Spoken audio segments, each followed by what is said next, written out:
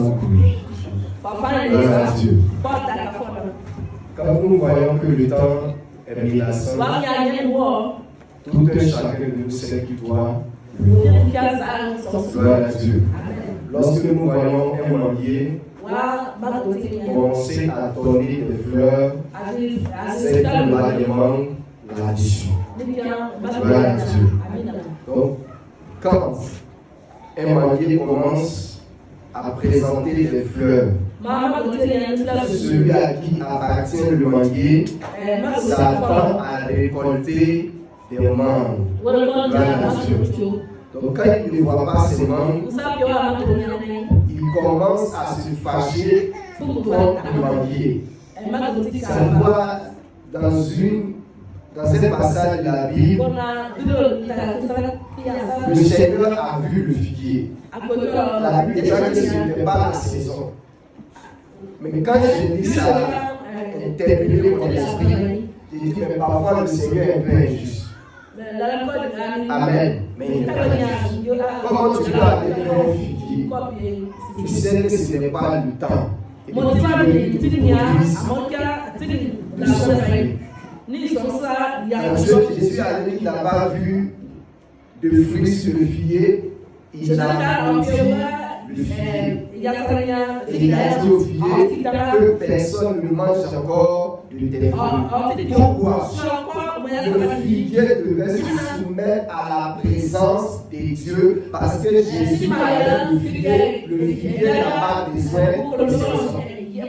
Tel que le figuier voit Jésus, il doit automatiquement produire. Dieu me dit quoi? On n'est pas obligé d'attendre l'adoration pour l'adorer. On n'est pas obligé d'attendre dimanche pour ouvrir la Bible. C'est en cela que nous sommes des nuages sans pluie. Gloire à Dieu. Et le figuier a été maudit. Il n'a plus jamais produit. Gloire à Dieu. Il a utilisé la parabole des talents. À un, on a remis 5 talents. À un autre, on a remis 2 talents. À un autre, on a remis 1 talent. Gloire à Dieu. Si dans ta marche chrétienne, tu as un seul talent, tu as un seul don, fais de tout sorte que ce don-là puisse porter, ce don-là puisse donner. Gloire à Dieu. Mais nous sommes, comme il a dit, des nuages sans pluie, aux yeux des hommes, on paraît homme de prière. Quand on le voit, on dit dans cet homme-là, c'est un homme de prière. C'est une femme de feu. Donc quand on veut prendre l'exemple, on prend l'exemple suivi. Gloire à Dieu. Quand nous avons la Bible, nous avons 2 pierres dans la Bible. On a le pierre avant la mort de Jésus et puis le pierre après la mort de Jésus. Le pierre avant la mort de Jésus est un nuage sans pluie. Parce que Pierre ne faisait que faire pluie. Quand ils ont dit à Jésus, Jésus a révélé qu'il allait mourir. Les autres se sont tus. Ils n'ont pas parlé. Mais rapidement, qui a pris la parole? Et il dit, moi seul, je vais mourir avec toi. Ça se fait que par la grâce de Dieu, je donne par un thème où je dis dans le thème, laisse Dieu te révéler au nom de ton parce que quand tu veux te révéler, et Dieu ne pas faire te révéler d'abord, tu auras la honte. Et quand tu as quand tu fuis, moi seul, je reste toujours auprès de toi. Je ne t'abandonnerai jamais. Mais Jésus il va lui dire, mon ami, tu seras la première personne même là. Parce que la parole que tu es en train de montrer, tu ne cherches pas à plaire à mon Père, mais tu cherches à plaire à ceux qui sont autour de toi. Que les autres apôtres disent, ah Pierre, c'est lui seul qui a pris la décision de mourir avec Jésus. Parfois, on pose les actes. grâce. Ce n'est même pas dans le but qu'on soit apprécié de Dieu. Mais ça ne peut que recevoir les témoignages des hommes. Donc c'est là que j'ai posé. J'attends un jour. L'homme ne répond pas. 2 jours. L'homme ne répond pas. Automatiquement, je commence à m'attrister parce que j'attendais le merci de ce dernier. Amen. Et Pierre voulait montrer tellement que il était plus zélé que Jean. Il était plus zélé que Jean. C'est Dieu qui a dit tu vas me régner 3 fois. Il dit c'est vrai que tu dis là, c'est faux. Je vais mourir avec toi. Comme on a arrêté Jésus, les autres ont préféré rentrer Jésus là. Chacun a rejoint sa femme. Chacun a rejoint ses enfants. Mais Pierre a continué à suivre Jésus. Donc là, on peut dire que ce que Pierre a dit là, il va réellement accomplir. Ce que Pierre présentait devant Jésus là, il veut réellement l'accomplir. Donc il a suivi Jésus jusqu'à la cour du souverain sacrificateur. David chrétien peut suivre. Voilà devant les yeux des hommes que c'est bon. Ton caractère peut présenter devant les hommes que c'est bon. Ta manière de faire devant les hommes peut être bon.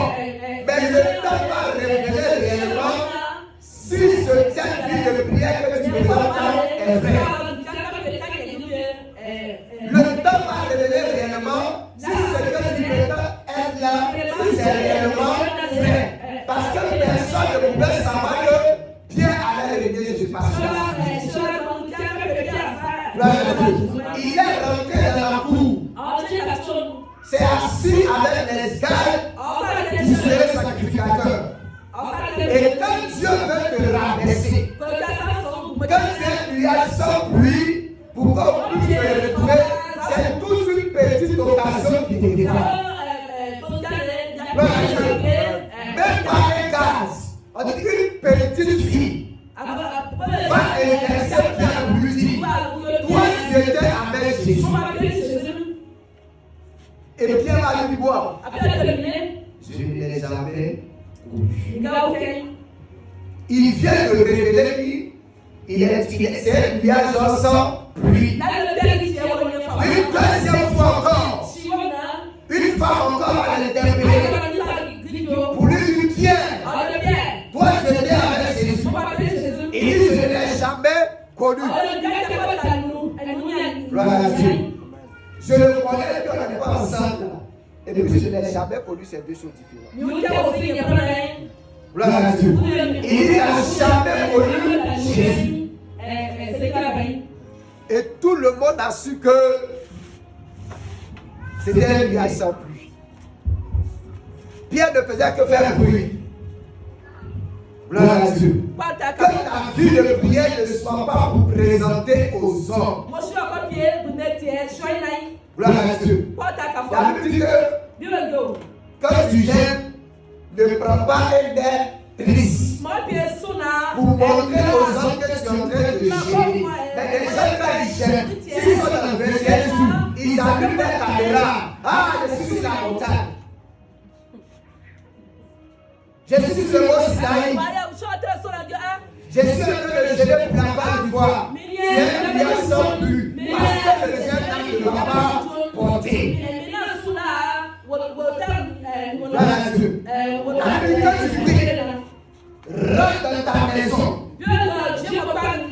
et commence à prier ton Père qui est là-haut. Mais ne fais pas comme les hypocrites qui s'arrêtent sur les rues en train de prier. Ah, nous sommes en train de prier. La Bible dit qu'ils vont beaucoup prier, ils ne seront pas exaucés. Et c'est ce qui était le cas des pharisiens. À Matthieu 23, le verset 27, il a dit, la Bible dit ne soyez pas comme les pharisiens. Ils sont sables.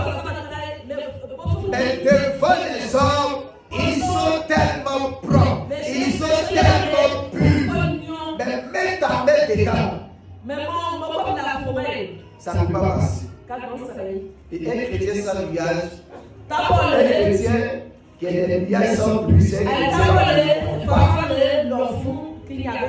Il est toujours à la même place. Il est toujours au même niveau.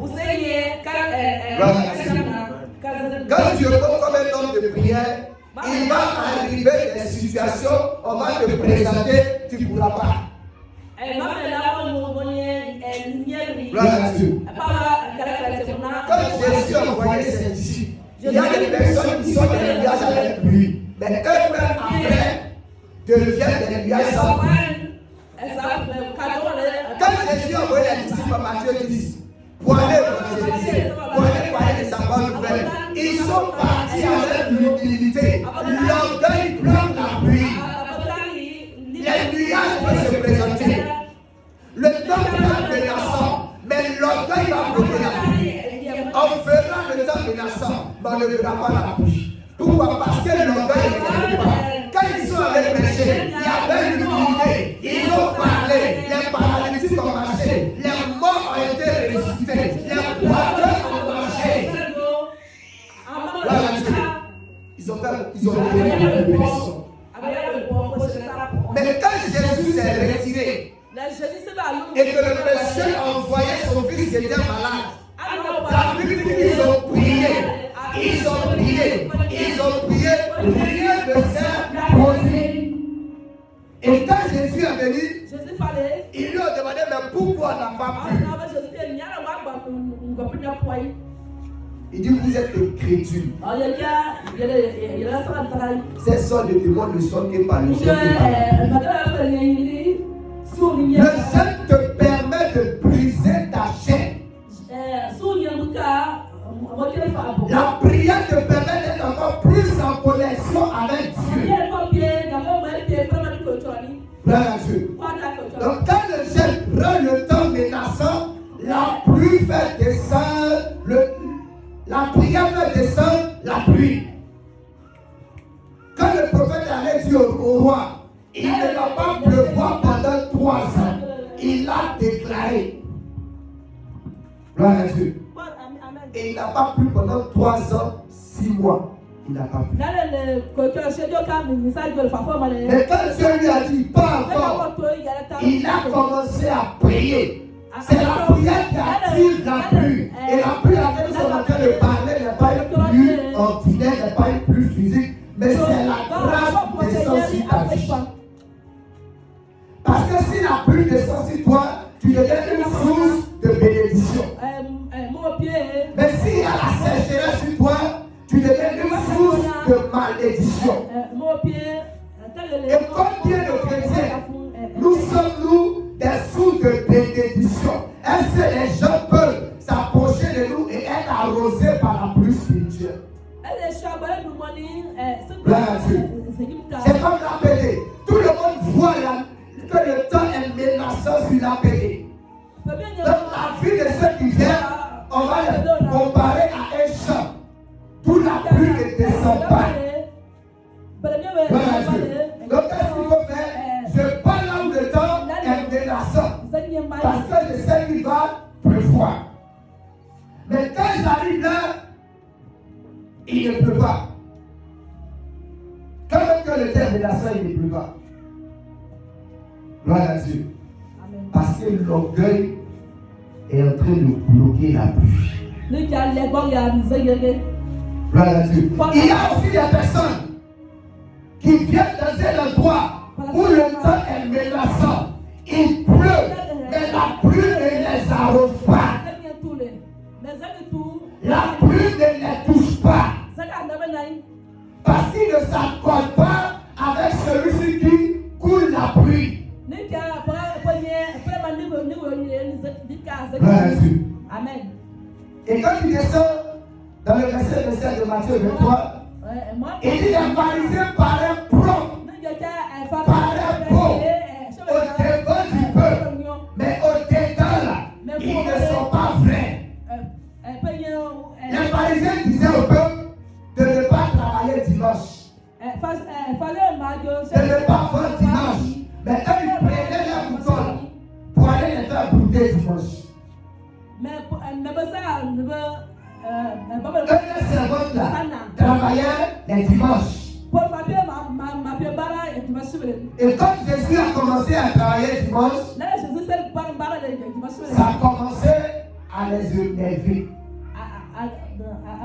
La colère a commencé à prendre les cœurs. Il y a les nuages sur notre vie. Le temps des sources menaçantes sur la vie de chacun de nous.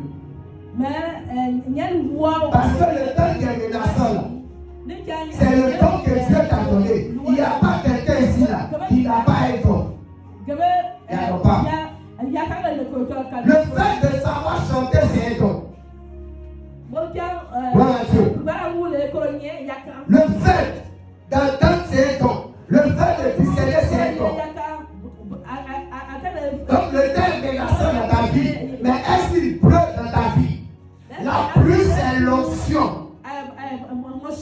Parce que si le temps est menaçant qui ne peut pas, on ne croira plus.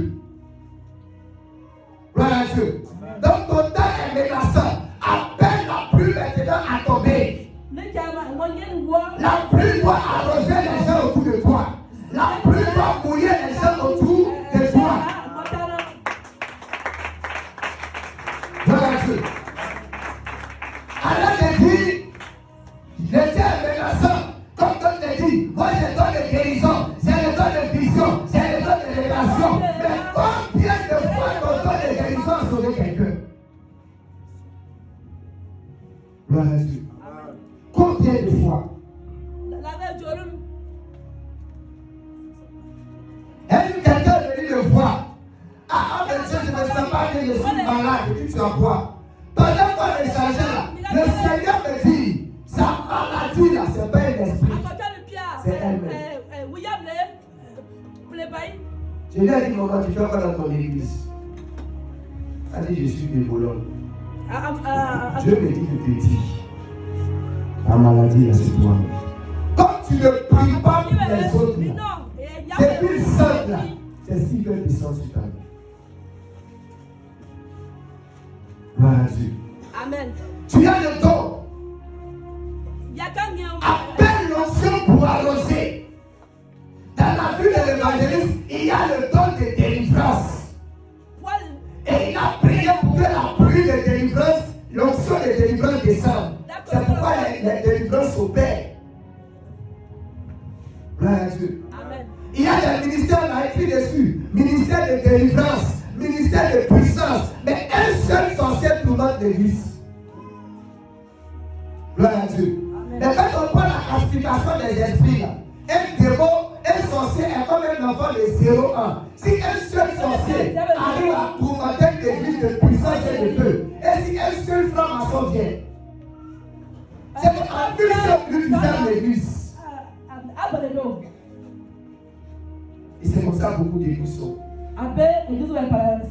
Des nuages sans pluie. On entend que ce homme de Dieu, il est puissant, il est fort. Cette homme de Dieu là, non, c'est lui quand tu vois ces gens là, elle prie matin et soir. Lui la tête de Calais là, il te prophétise. En cela là, il y a des dons qui sont des nuages, et puis il y a des dons qui sont des pluies. Gloire à Dieu. Le don de la parole de connaissance, c'est le temps qui est menaçant. Le don de discernement, c'est le temps qui est menaçant. Le don de révélation, c'est le temps qui est menaçant. Gloire à Dieu. Le don de pluie, c'est le don de guérison. Le don de miracle, le don de foi. Quand j'ai vu dans ta vie que ta maman est sorcière, ça c'est le temps qui est menaçant sur toi. Maintenant la pluie doit descendre. Je dois activer le don de guérison pour que tu sois guéri. Il y a beaucoup de serviteurs qui ont le temps de menaçant sur leur vie, mais il n'y a pas la pluie. Il y a beaucoup de chrétiens qui cherchent le temps menaçant, mais qui ne cherchent pas la pluie. Tu cherches le temps de révélation, c'est bon. Tu cherches le temps de vision, c'est bon.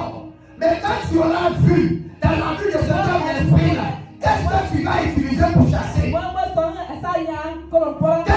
va utiliser pour guérir.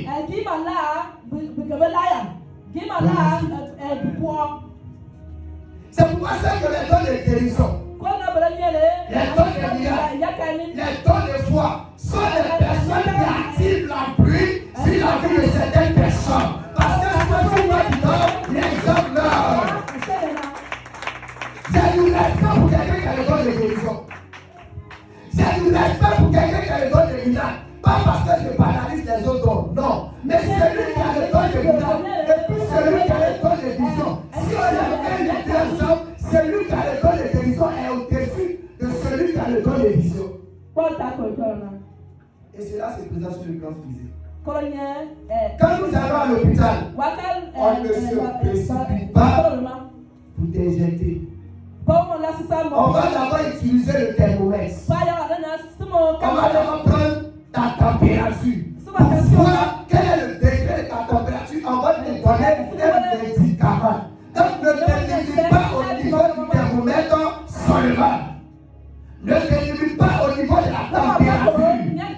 Tu n'es pas là pour dire, moi je suis un homme de vision. Non, tu vois, mais est-ce que tu peux chasser?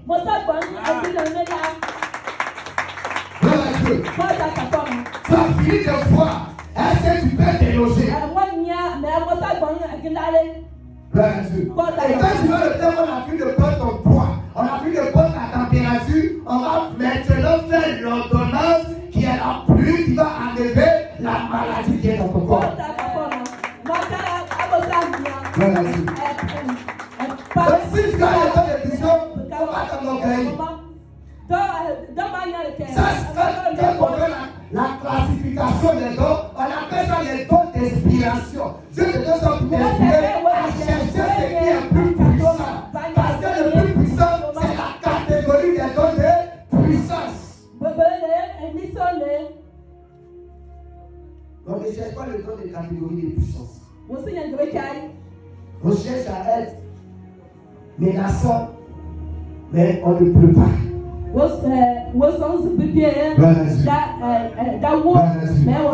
Soyons des nuages et soyons aussi des pluies. Gloire à Dieu. Amen. Il y a des gens que Dieu ne rend ni nuage ni pluie. Ils sont dans le secret. Dès qu'ils apparaissent, les choses se détendent. Parfois, tu as su le temps de l'immigration de comme il y a des personnes comme ça. Et ce type de personnes-là, le Seigneur les cache dans le secret. Nous pouvons voir cela avec la vie de David. David était dans le désert en train de tuer les loups, en train de surveiller les moutons de son père. Et rien ne présentait sur la vie de David que le détermination. Rien ne montrait à David qu'il était un roi. Rien ne montrait que David avait une source de bénédiction, de sagesse pour le monde entier. Parce que si aujourd'hui nous chrétiens, nous avons la sagesse, la source vient de David. Parce que Salomon, qui est le père de la sagesse, est fils de David. Mais quel temps était relation sur David? Ça c'est là que je vais dire à quelqu'un. Peut-être qu'aujourd'hui, les gens sont en train de prophétiser. Peut-être qu'aujourd'hui, ils sont en train de parler de Seigneur. Parce que le temps est menaçant sur la vie. Ne cherche pas à mener le temps pour que ça soit menaçant sur ta vie. Laisse le temps tel qu'elle est. Accepte le temps qui est sur ta vie. Quand ton temps va arriver, personne ne va avoir le temps menaçant venir, mais la pluie commence.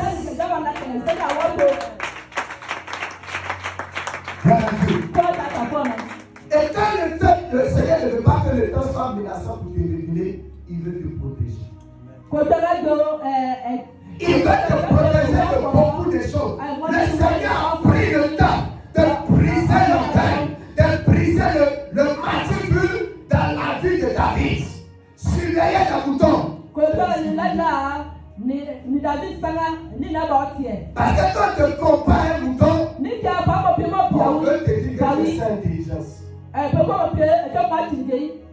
pourquoi la Bible que Jésus est l'agneau immolé? Pourquoi Jésus est un mouton? Parce que son père voulait l'humilier.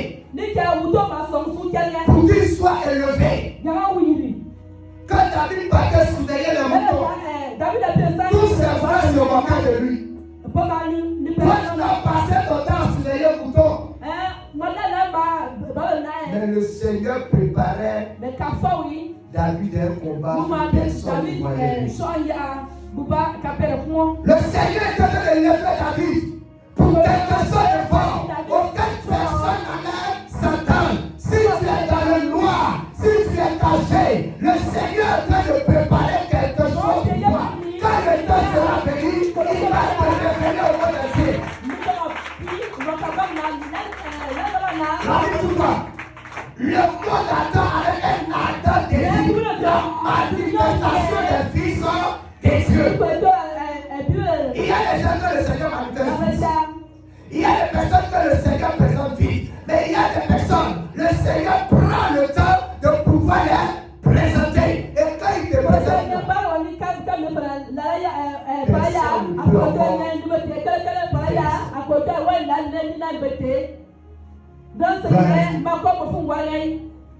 le Seigneur a présenté Saïd. Saïd était tellement fort. Mais lui-même a arrêté la pluie de Dieu sur sa vie. Il y a des choses qui vont arrêter la pluie sur ta vie. Et ta vie sera seulement que menaçant, mais il n'y a pas de pluie.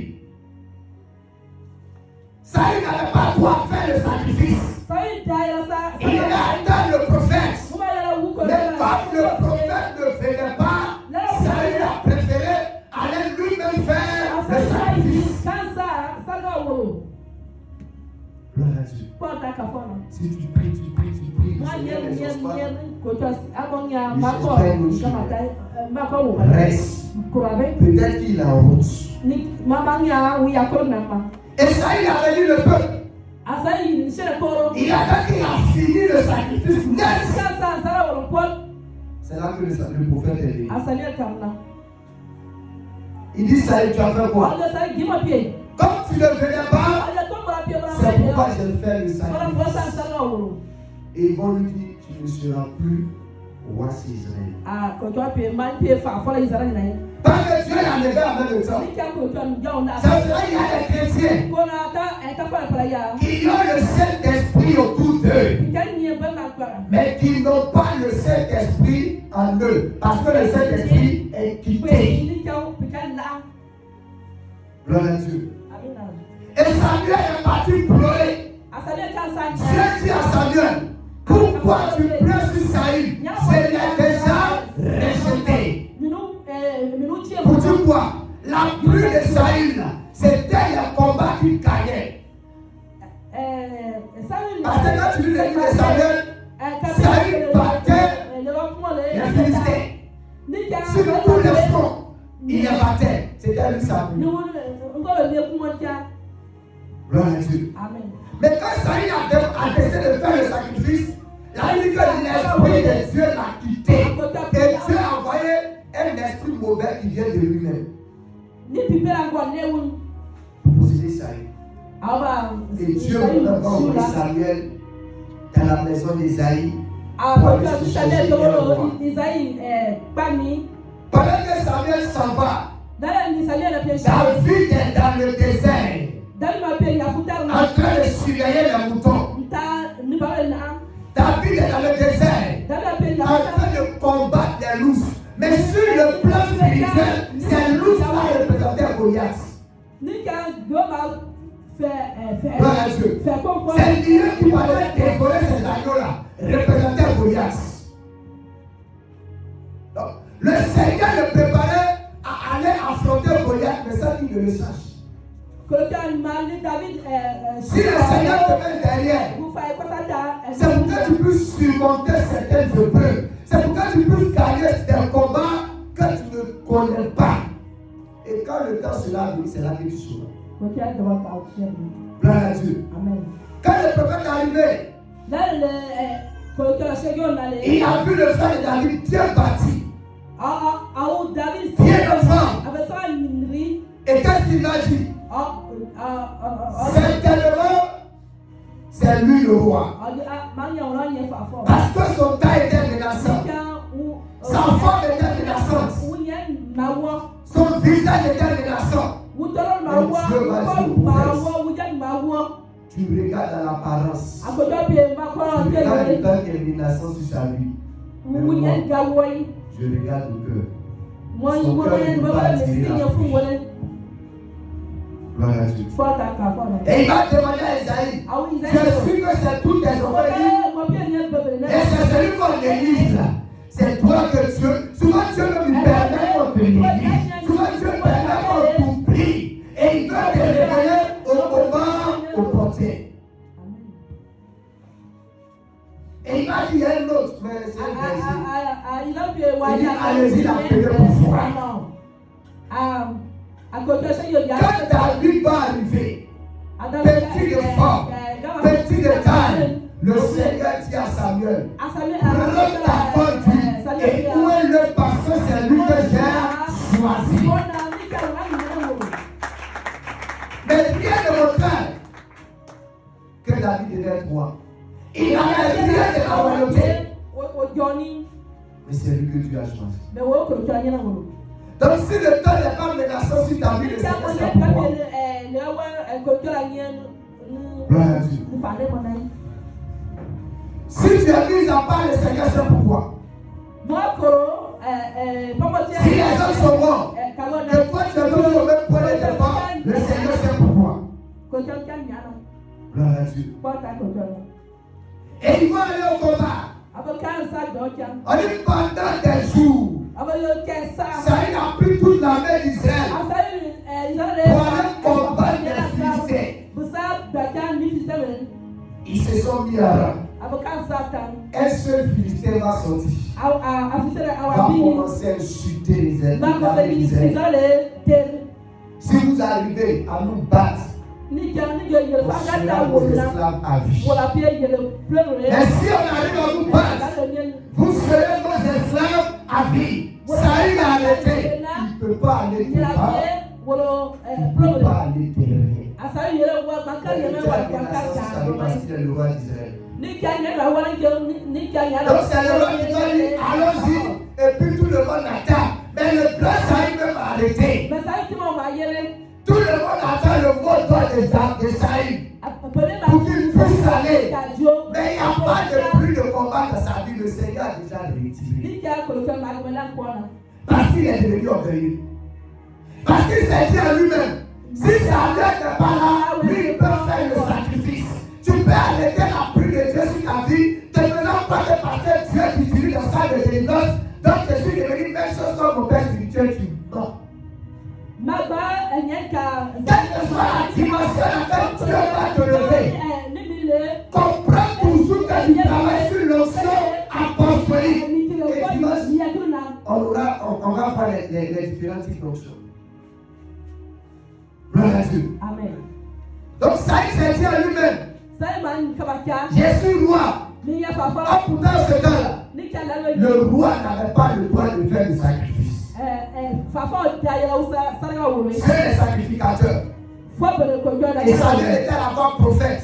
Et il était à la fois sacrificateur. Mais Saïd n'a pas attendu. Quand ils sont arrivés devant Goliath, Goliath les a insultés. A insulté le Dieu d'Israël. Il n'y a pas quelqu'un qui peut parler. Il n'y a pas quelqu'un qui peut prêcher. On dit pendant des jours et des jours, il les insulte. Mais il n'y a pas quelqu'un qui a fait quoi. Mais quand on regarde l'arrière, comme l'esprit de Dieu était avec Saïd, il y a eu confusion entre les Philistins. Ils se sont trouvés les épées contre eux, ils ont commencé à se dire.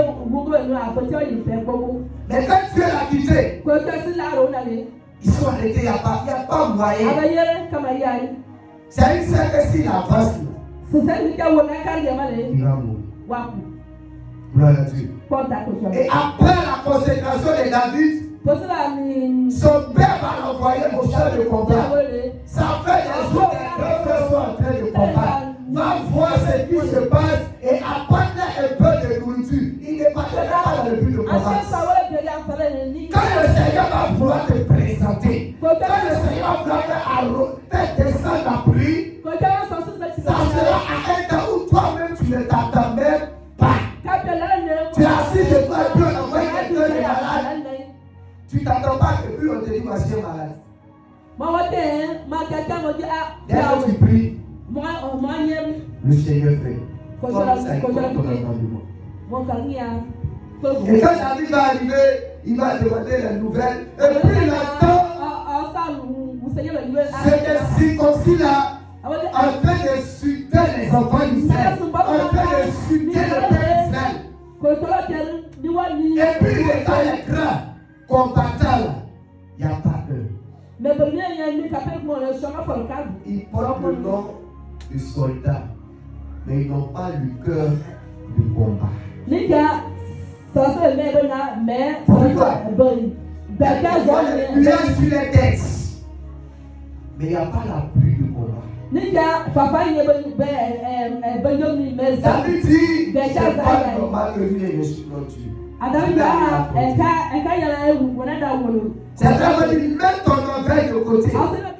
Nous-mêmes qui sommes soldats là, si on n'a pas pu là, c'est pas toi qui mais David va descendre devant le grand Goliath.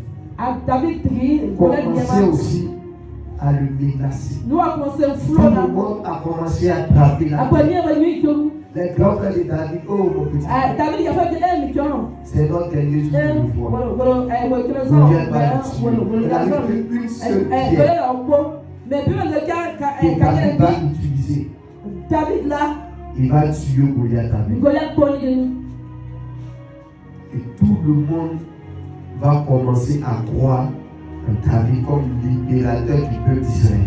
Tout le monde va commencer à croire en David comme une source de bénédiction. Donc, si ton temps n'est pas menaçant, que tu es dans la volonté de Dieu, demeure gloire à Dieu. Amen. Si ton temps aussi est menaçant, prie pour que la pluie descende. Si elle est menaçante et puis elle pleut, prie pour qu'elle continue de pleuvoir. Sinon tu vas arrêter la pluie. Tu vas tout bloquer. Gloire à Dieu. Gloire à Dieu. Ça a été le cas des enfants d'Israël. Dieu n'est pas venu faire. Dieu n'a pas envoyé Jésus pour les Africains, ni pour l'Espagne, ni pour le Canada. Il a juste envoyé Jésus pour les enfants d'Israël. Et la Bible dit que comme ils ont refusé, il a donné le pouvoir à tout le monde de devenir enfants de Dieu. Pour dire que eux qui avaient les lieux sur les têtes n'ont pas accepté que cette pluie les arrose. Et on a profité aussi pour rentrer dedans. Donc si tu avais quelqu'un, comme il le disait, et puis son temps est menaçant, ton temps est menaçant, et puis il ne veut pas que la pluie t'arrose là. Gloire à Dieu. Mais il est à côté puis continue. Gloire à Dieu. Ou bien si ton temps est menaçant et puis il pleut, et puis il veut couper ta pluie, mets-le à côté. Ou bien mets-le à côté. Parce qu'il y a des personnes quand tu pries trop, j'aime trop prier. Toi tu aimes trop gêner. Toi tu aimes trop méditer. Tandis que quand tu médites là, tu reçois des révélations. Tandis que quand tu pries, tu entends la voix de Dieu. Tandis que quand tu gênes, l'esprit se renforce encore plus en toi. L'esprit de Dieu grandit encore en toi. La femme dit non, tu aimes trop gêner. Tu aimes trop faire ça. Gloire à Dieu. Que le Seigneur Jésus-Christ nous bénisse. Je voulais compléter à ma prédication. Que Dieu le bénisse abondamment pour ce thème. Amen. La Bible que vouloir, c'est pour foi. Un peu de formation. Voyons comment Chacun se donne, chacun continue. Gloire à Dieu. Amen. Donc, à partir de demain, 10h, l'école du disciple là répond. On va tous se tenir en prière.